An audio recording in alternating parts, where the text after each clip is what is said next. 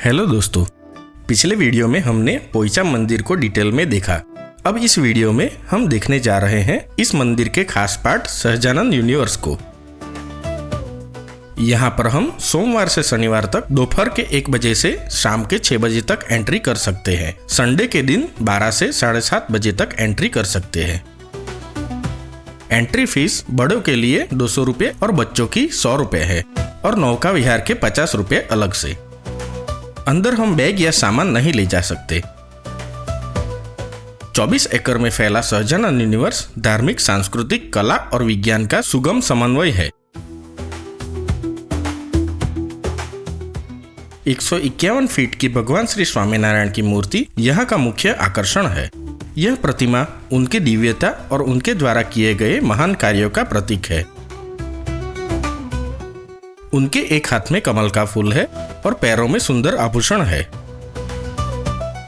ऐसे विशाल आसन पर विराजमान भगवान श्री स्वामीनारायण की शोभा उनके सर का मुकुट और भी बढ़ा रहा है। उनके आसन के नीचे की तरफ कई सारे स्वामी जी नृत्य कर रहे हैं और उनके नीचे काफी सारे हाथी दर्शाए गए हैं। अगर आप यहाँ पर आते हो तो इस भव्य मूर्ति के दर्शन करने जरूर आना। मेन गेट से स्वामीनारायण भगवान की इस मूर्ति तक पहुंचने के रास्ते में काफी सारी चीजें और प्रसंग दिखाए गए हैं। जैसे कि शुरुआत में ही हमें ये 2 बड़े गार्डन दिखते हैं, जिसके बीच में बड़े से गोले पर गांधर्व और पक्षी बैठे हुए हैं जो कि गरुड़ है, और इस द्वार का नाम गरुड़ द्वार है। यहाँ एक तरफ ये प्लेन रखा हुआ है तो यहाँ पर बैलगाड़ी रखी हुई है। गार्डन के अंदर हमें ऐसी खूबसूरत चीजें देखने मिलती है। वहां से आगे इस सेक्शन में हमें चारों तरफ जल अर्पण करते हुए संतों के बीच में भगवान श्री स्वामीनारायण देखने मिलते हैं। यहाँ गणेश जी और सरस्वती माता भी है। यहाँ इस सेक्शन में पशु पक्षियों के बीच में बैठे हुए नीलकंठ वर्णी दिखाए गए हैं। अलग अलग जगह पर जाने के रास्ते ऐसे खूबसूरत है कि हमें थकान तो होती है पर याद ही नहीं रहती। यहाँ पर गीता उपदेश के दृश्य को जीवंत करने का प्रयास किया गया है और यहाँ मगर और हाथी वाला प्रसंग दिखाया गया है।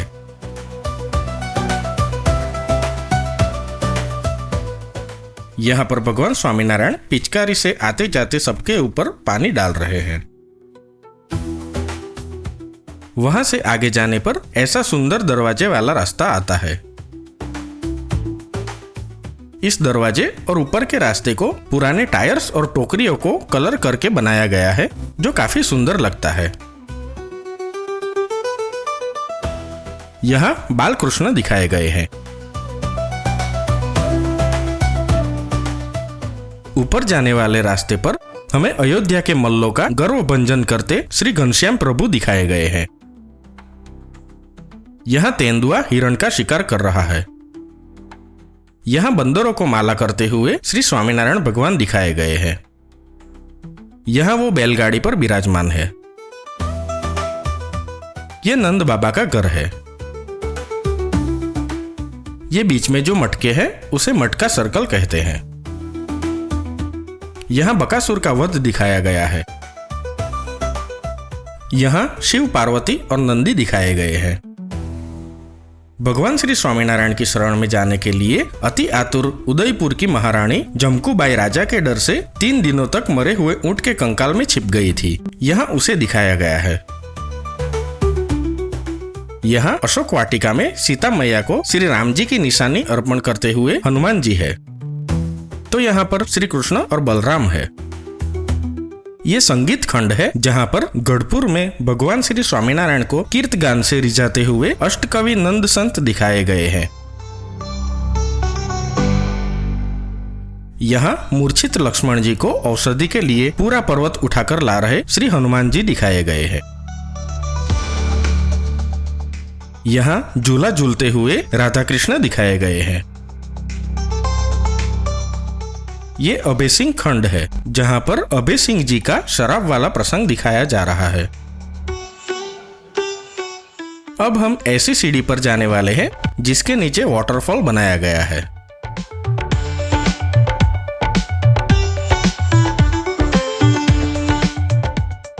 यहाँ ऊपर एक कैंटीन है और राइट साइड में ऐसा एक व्यू पॉइंट है और उसके पीछे कुंभकर्ण को दिखाया गया है जो साइज में काफी बड़ा है। ये छोटे छोटे सैनिक उसे जगाने की कोशिश कर रहे हैं। उस प्रसंग को यहाँ पर दर्शाया गया है। वहां से आगे जाने पर इस रास्ते को टनल के जैसा बनाकर लाइट्स की मदद से बहुत खूबसूरत सजाया गया था। आप यहाँ पर अच्छे अच्छे फोटोज क्लिक कर सकते हो। यहाँ भीष्म पितामह और भगवान श्री कृष्ण का प्रसंग दिखाया गया है।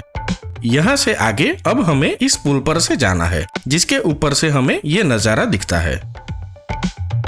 यहाँ श्री कृष्ण और बलराम दिखाए गए हैं।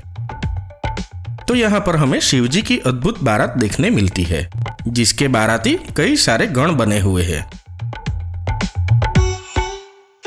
बीच में एक और सीढ़ी आती है जहाँ आप अच्छे अच्छे फोटोज क्लिक कर सकते हो। यहाँ पर कृष्ण और बलराम मल्लों के साथ मल्ल युद्ध कर रहे हैं। रास्ते में हमें ऐसे कई सारे प्रसंग देखने मिलते हैं।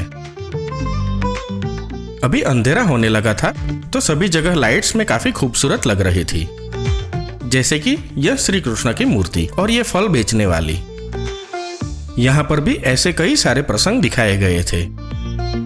वहां से आगे आने पर यहाँ ताड़का राक्षसी का वध करते हुए श्री राम दिखाए गए हैं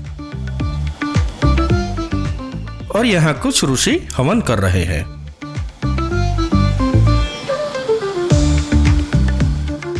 अब हम जाने वाले हैं टनल ऑफ यमपुरी में। इसमें हमें ऐसी टनल में से चलते हुए यमपुरी के भयानक दृश्य दिखाए जाते हैं। जो पाप करने वाले पापी को सजा मिलती है वो सब यहाँ पर दिखाए गए हैं और साथ में डरावना बैकग्राउंड म्यूजिक भी रखा गया है जो इसका एक्सपीरियंस और भी थ्रिलिंग बनाता है। ये सीता जी की अग्नि परीक्षा है। यहाँ नीलकंठ वर्णी बीमार साधु की सेवा कर रहे हैं। ये शबरी के बेर वाला प्रसंग है। ये एकलव्य के गुरु दक्षिणा वाला प्रसंग है। यहाँ कन्हैया और यशोदा मैया है। ये एक चीटी खाव है। ये आसाम के तांत्रिक वाला प्रसंग है। तो ये श्रवण का प्रसंग है। यहाँ पर रामानंद स्वामी का आश्रम दिखाया गया है जिसे लॉज आश्रम भी कहते हैं। यहाँ अंगद और रावण वाला प्रसंग दिखाया गया है। ये गोवर्धन पर्वत का दृश्य है। तो यहाँ पर समुद्र मंथन का मशहूर प्रसंग दिखाया गया है जिसमें देव और असुर मिलकर समुद्र मंथन कर रहे हैं और 18 रत्न निकाल रहे हैं। यहाँ से हमें एक और सेक्शन की तरफ जाना है। यहाँ महाभारत के द्रौपदी के चीरहरण का प्रसंग जीवंत करने का काफी बढ़िया प्रयास किया गया है। पूरी सभा को काफी अच्छी तरह से बनाया गया है।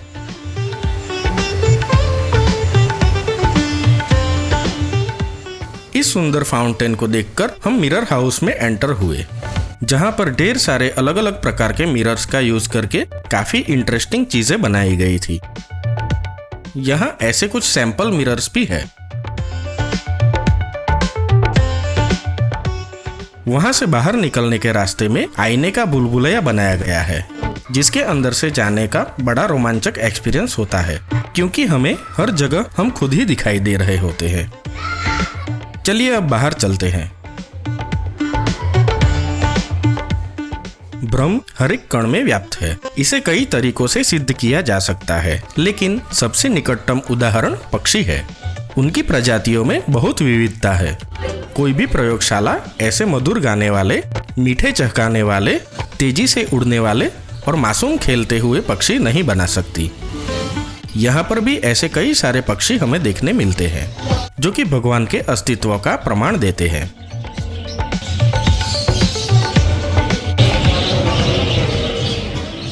यहाँ पर इस बड़े से हॉल में हमें एक और प्रदर्शनी देखने मिलती है जिसमें कई सारे अलग अलग प्रसंगों के बारे में दिखाया गया है।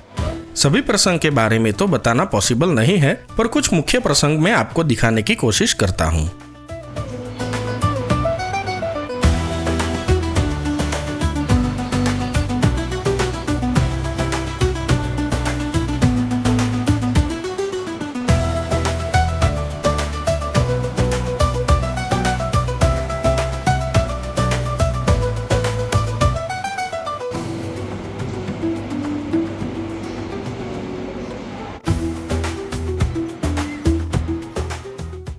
वहां से बाहर निकलने पर हमें अलग अलग धर्म के धर्मगुरुओं और साधु संत देखने मिलते हैं। ऊपर उनके नाम और धर्म भी लिखे हुए हैं। वहां से आगे आने पर हम सीधा स्वामीनारायण भगवान की मूर्ति के पास निकलते हैं, जिसके बारे में शुरुआत में ही मैंने आपको बताया था।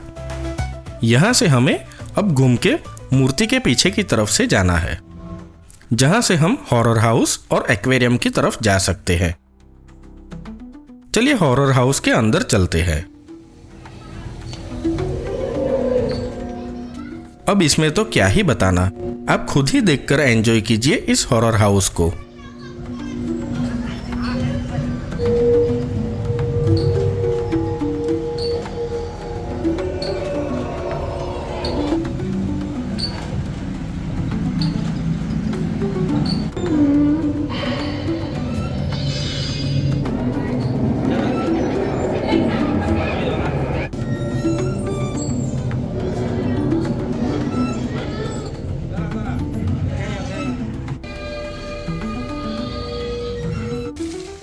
बाहर निकलते ही सामने हमें फाउंटेन में रेनबो दिखा।